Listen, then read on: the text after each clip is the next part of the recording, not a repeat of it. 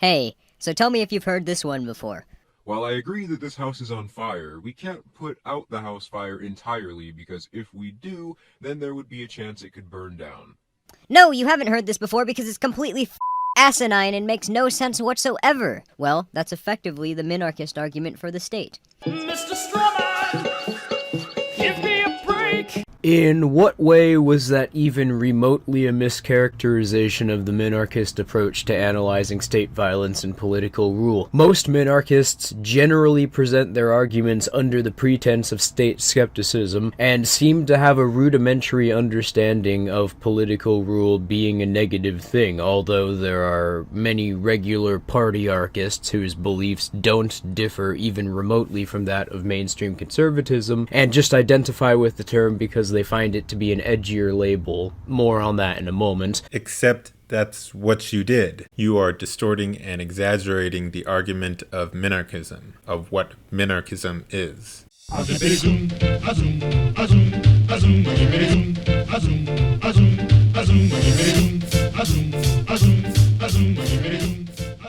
Oh, okay, so I didn't mischaracterize the minarchist argument for the state. You just don't like that I shed light on how illogical your position is by presenting a metaphor which represents exactly what you're proposing without the misleading euphemisms that tautologically structure your argument in a way where the premise assumes your conclusion is correct in its conception, or redefining words and concepts in order to equate entirely incompatible subjects as to try and obscure the evident logical problems presented when attempting to reach certain conclusions with certain means. Boy, you are a word salad. And you did mischaracterize. You distorted what it is. You twisted it in a way in which it fit your narrative, but that's not what minarchism is. You distorted what minarchism is. It's about preserving as many rights as possible and as long as possible without it devolving into authoritarianism. The reason why we are not anarchists is because we believe that a group or another government or an organization or company could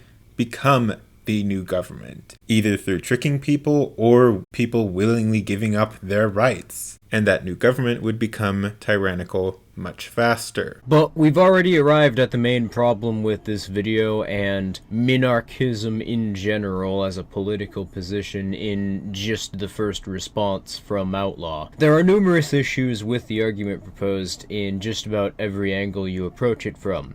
Firstly, so that the society does not devolve into extreme authoritarianism.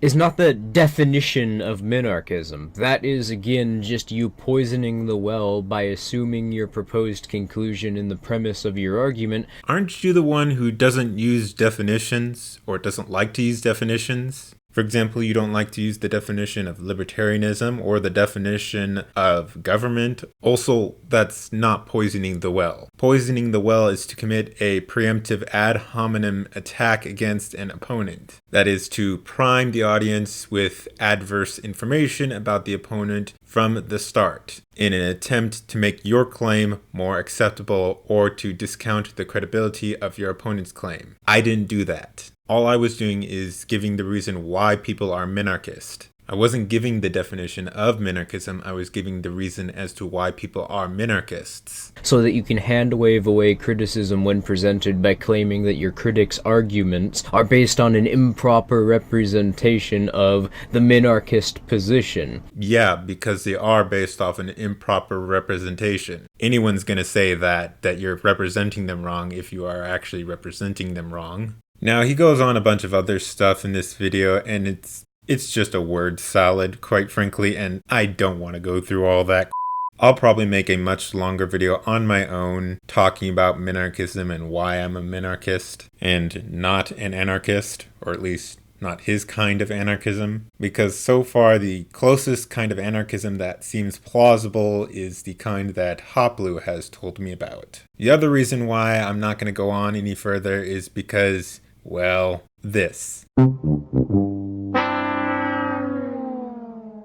Yeah, I'm not going to waste my time any further on this video, especially since you don't provide any sources. Like, zero.